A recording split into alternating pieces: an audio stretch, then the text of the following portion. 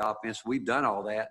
I think the key has been that we've been able to get some continual practice where we've been able to do some different things with we talked about it probably a month ago where we had, played the lineup in the game that we really hadn't got to practice it very much. And when you don't get to practice it very much, you're pretty much going to do what you have practiced up to that point. But in the last couple of weeks, we've been able to do a little bit more in practice because we've had guys healthy enough that we could do it in practice. But the way we play, I can tell you, we've talked about playing like that from day one in terms of getting out and going in transition. But every game's different. I mean, some teams are going to, send more guys back where maybe you can't do it. Some teams are going to be after they score. If you want to run like that consistently, you've got to get stops and you've got to rebound the ball. Because if you're allowing teams to score, that allows some teams to set up three-quarter court pressure. Some teams, fall back zone, whatever it may be. If we want to run like that, we've got to get stops. And then not let people slow us down when they do score to the degree. Because if you go back to the game the other night, we were able to push the ball quite a bit from 94 feet. But so much of it was predicated, we were able to get some stops. Toss it over to David Pascal, Ben McKee, and Grant Ramey. Rick, I guess as a follow-up to that, I read going into last week that Auburn's averaging 10 more points a game with Sharif Cooper, but they're also allowing 10 more points a game. How do you, if your guys are out in transition more or running more, is that a balancing act from the kind of defense that you like to play? Does one ever take from the other? Well, it can. The other night, I thought we were getting through screens really well the other night. We came up with some of those quick scores where we were able to get deflections and get out and run and again rebound the ball. I don't think there has to be a big drop off. I really don't. We've tried to be consistent. We're always going to, like, we got some guys that aren't playing that offensively that could help us, but to your point, they would probably give up more points on the defensive end, and we're not going to do that. We're not going to have a guy that can say maybe make a positive effect on one end, but then he's a detriment on the other end. And so we expect the guys that are out there playing offense to be able to guard and do their job on that end as well. And this team is consistently, we've guarded okay. I will go back to this. The nights that we've struggled defensively, we probably have struggled more offensively because we don't give ourselves a chance. We don't give our defense a chance to do what we think it can do because of just poor offense, turnovers, whatever way you want to call it. It hurts us and bad shots. But going forward, again, I don't think you have to lose anything. I like to think that everybody we have out there know that they have to compete on the defensive end. And like offensively, I like to say, hey, every game will be played like that, but I know it's not going to happen. I mean, other teams are going to make adjustments and try to make you make adjustments.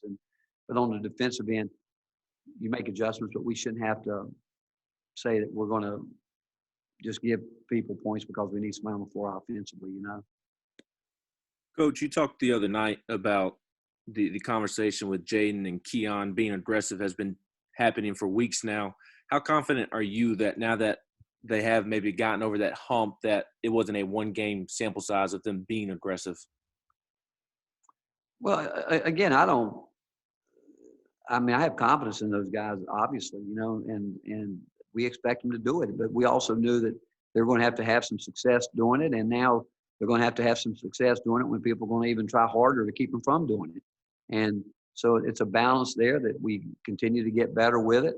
And if people don't think that we need John Fulkerson and E. Pons to do what we know they're capable of doing, they're mistaken. I mean, we've got to have everybody. I mean, I think that's what is the best part of this team is that we've got enough guys that on any given night, we've got 5 or 6 guys that can do some damage on the offensive end. And we expect those 5 or 6, 7 guys that we're counting on heavily to do what they're supposed to do on the defensive end. But we have confidence in them. But sometimes it takes time for those guys to realize it themselves and understand what do we mean? What does running really mean? What does being strong to the basket mean? What do we mean by don't stop yourself when you've got a chance to go make a great play at the rim? And so does it take time? It does. And I'll go back to this. We missed a lot. all that we missed, that every team, not just us. I think you see it with other young players around the country. That time that we the stops and starts with the COVID has affected everybody to some degree, and I don't think it's any question it affected our guys. The other night, I thought was the best those guys have done fighting fatigue throughout the game because they had to, because of the foul trouble we were in the first half with Santi and Fulke, and those guys I thought really did a great job of pushing themselves, and maybe further than they have since they've been here in the game, and that was a big moment for us, for those guys to understand what it meant to fight through fatigue and still find a way to be effective on the court. Rick, how well do you think Josiah's played the last three games? He's been probably the best rebounder on the team. Seems like he's been a consistent scorer, pretty effective defensively as well. Well, I think Josiah is just, again, scratching the surface to finding the game that he's going to be, that will be his game once he gets it going. I mean, he has really worked hard, and you guys know how hard he's worked at shooting the ball. And we think he should be a terrific rebounder on both ends. But it's an attitude, and I think that he's embracing that. I think he's really worked hard at trying to really get that mentality in everything that he does. And the fact that he has had to play the point, he's played every position on our team now, which very few guys have been able to do that. And so I'm excited for him going forward. And the other night defensively, what he did in the latter part of the last 6-7 minutes of the game was as big as anything that went on in the game, because Brooks was having his way with us. And Josiah did what we asked him to do on the ball, and obviously we got help from other people, which I was glad the other guys understood that adjustment that we had to make. But I'm excited for Josiah because I just think he's just getting started to the kind of player that we know he can be. We'll go to Mike Troy and Jimmy Himes. Yeah, Rick, what were the things you liked about what you got from EJ, Olivier, and Urosh in the first half the other day, and what were some of the things you didn't like? Well, I like their effort because I think they all three of them really made an effort. I thought EJ executed the basket he scored. He executed our break to perfection there where he posted up. That's where we want guys to post up. I think Urosh went in and connected some things offensively, and I think both of them came up with a big offensive rebound. Both of those guys were trying to do that. They were giving that effort. I thought the same thing with Olivier. Olivier took a shot that was not the right shot at the right time. And but I think all three of those guys, and we've said it, we're going to need everybody. And the more that guys will buy into roles and understand the game and understand their game, where they can be most effective and how they have to play, that's when your team really starts to come together. And it also means that as coaches, sometimes we have to adjust in terms of what we're teaching, that we now maybe have to teach a different way and get guys doing some things or not doing some things that we had talked about earlier. And so it's a never-ending, evaluation of not only your team but your individual players. But I really did like the effort and the focus that those guys, all of them, went in the game in what they were able to give us.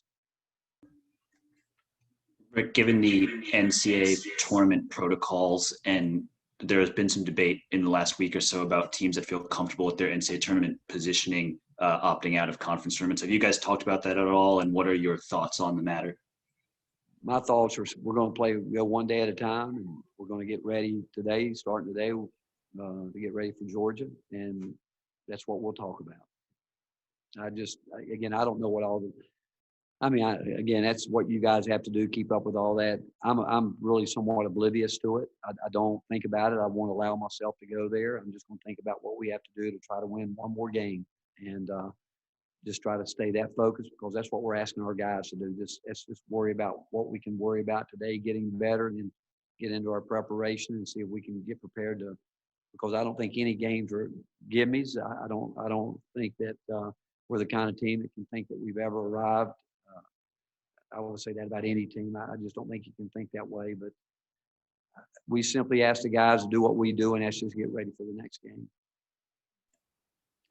Rick, did you find it encouraging that Pons and Fulkerson combined for 6 points and you still won at Kentucky? Jimmy, I don't think about it like in being encouraged by it, because I want to see those guys play well and do what we know they're capable of doing. But I think that I've said it for a month now that I think we have the ability to play different ways, and we've got confidence in guys that are going to work hard and buy into what we're trying to get done and know the philosophy of what we need to do with our team. But the fact is, we're deep enough into the season that if we call on guys, we like to think that they're going to do their part. And if you would have told me going into the game that John Fulkerson would not score a basket, I'd say, well, it's going to be a really tight game, which it was. But the fact is, it allowed some guys, some lineups to be out there that, again, that we haven't done a lot with.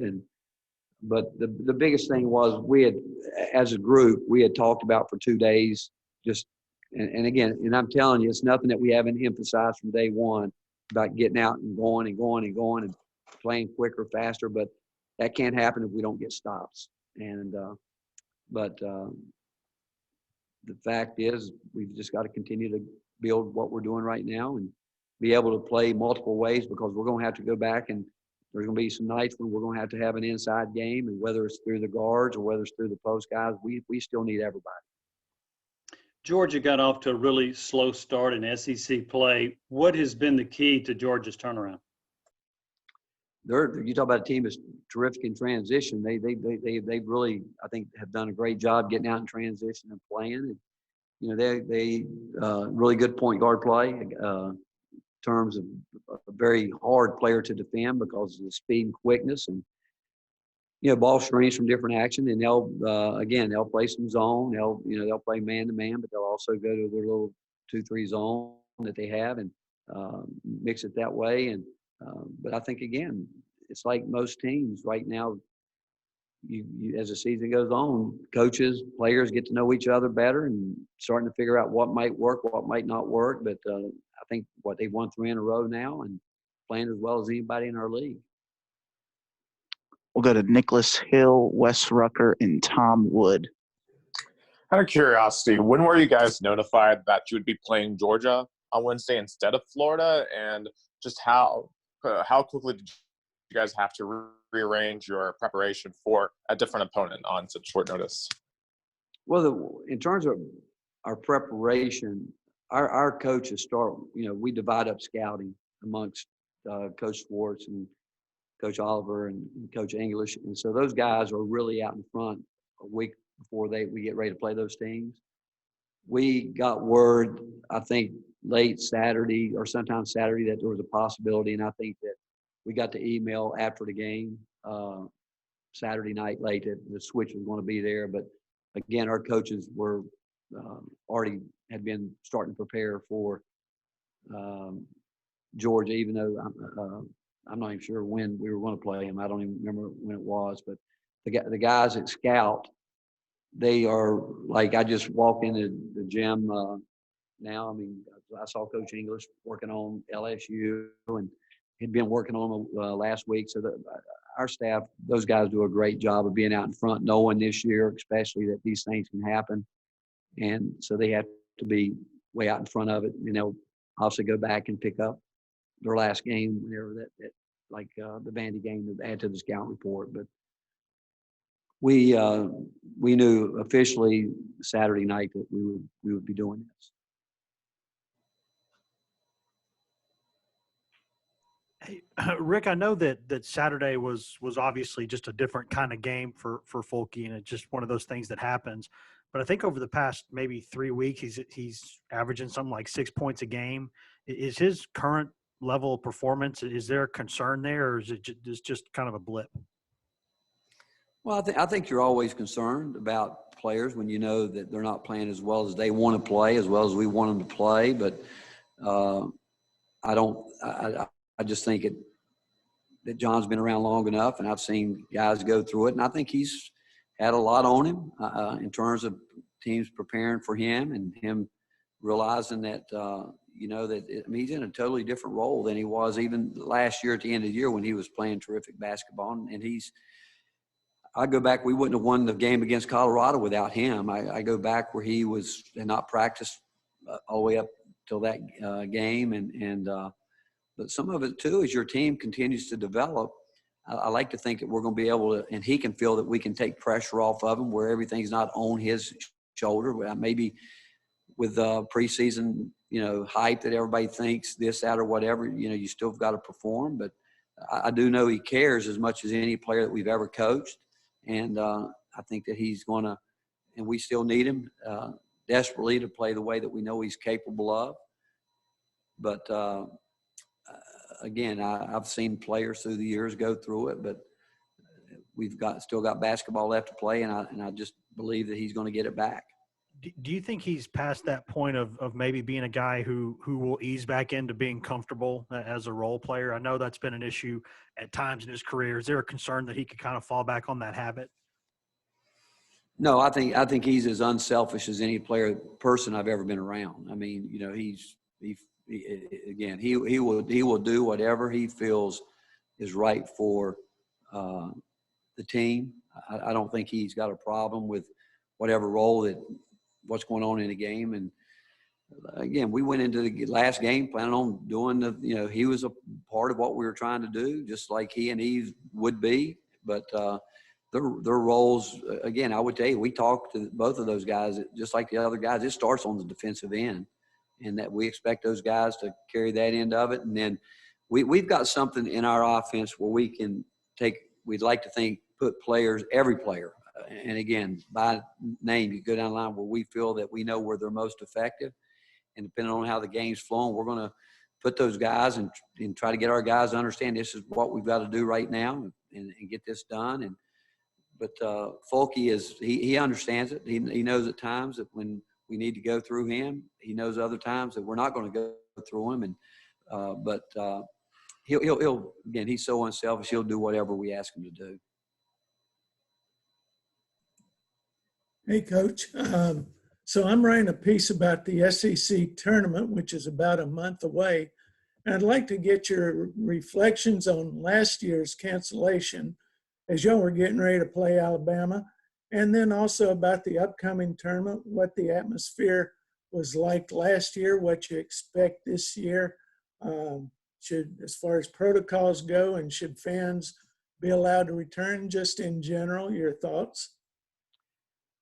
Well, going back to a year ago, it was a very, I think, scary, unknown time for all of us because we weren't quite sure what to make of the COVID.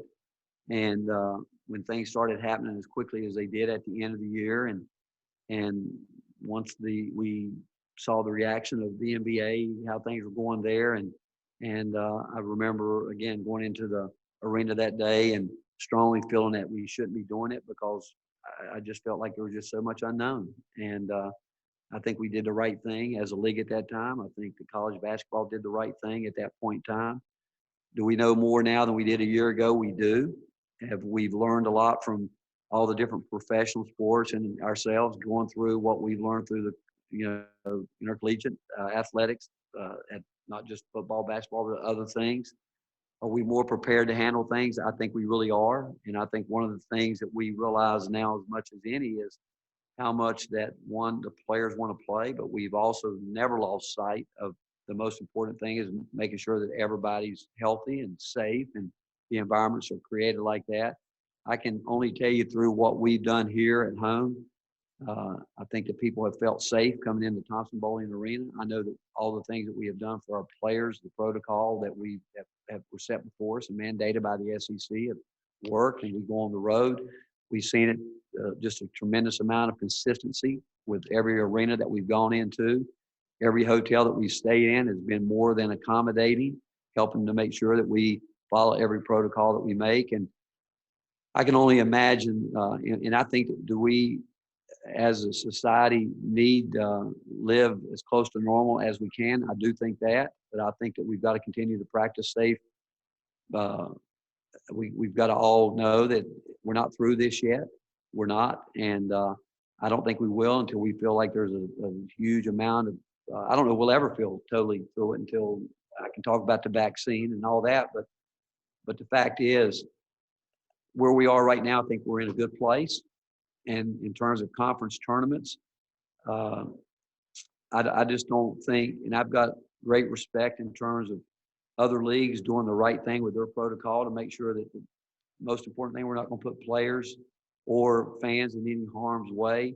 Do I think that we can have people at the SEC tournament? I do, but I think it's got to, until whatever the protocol is, we've got to follow it and do it. And I'd like to think that people are going to continue to wear masks. I think masks make a difference. I really do. I don't think it's been an inconvenience during the game, other than maybe it hides frustration a little bit from coaches. I think that, which might be a good thing. But the fact is, players would tell you that they're grateful and thankful that we've been able to play games this year. And I know that we've had stops and starts, and I think most of us are mostly aware of what's going on in our world. And around, like you think of Michigan, I think they're going to be shut down for a month maybe, which that's hard to believe when you think about it, when you really stop and think about it. And I can only imagine what their players are feeling right now, because I know what it felt like when we weren't able to get the season started on time and the way our guys felt. But again, Michigan, Tennessee at the time did what was right in terms of the protocol. And I think that's what's going to happen going forward. Could some crazy things happen a week before the tournament where some teams who might not be able to participate? Could it happen? It could. I don't think we know that. I really don't think so. And I like to think that we're all going to try to proceed with the kind of caution that we need to. But for anyone right now to think that we know it's going to be smooth from here till the end, I think would be really naive to think that. And we've got to be prepared to deal with whatever's right there in front of us with the utmost, making sure that we're going to do the right thing for people's safety.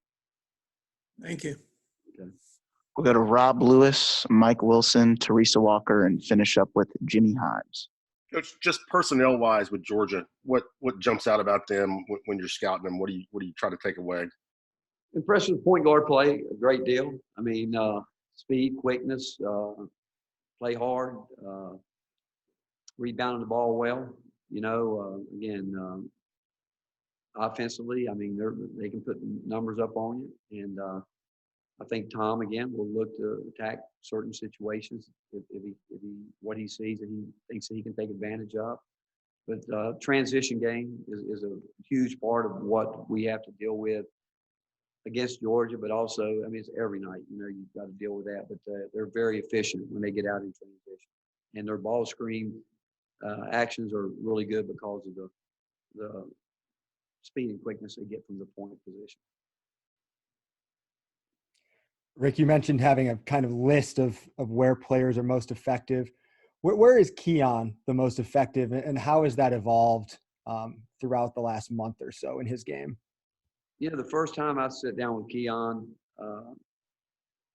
first time I ever met him, we were talking with her in our first visit.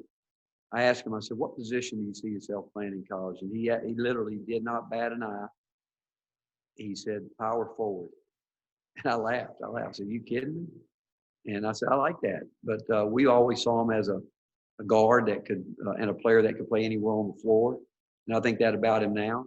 And I know that he's going to continue to work it. I mean, he, like all young players, you don't ever stop working at shooting the ball. But Keon feels very, very good. If you've watched him through the years, he's got a great finishing game around the rim. His mid-range game is terrific.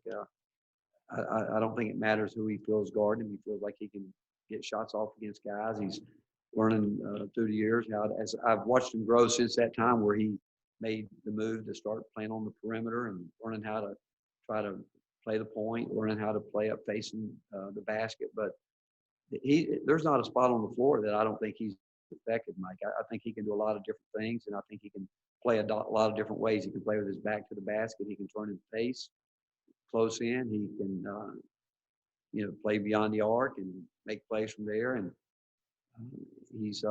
I thought the play of the game for him was when he went in for that play and he was getting ready to dunk the ball, and the guy came from the backside and blocked the shot.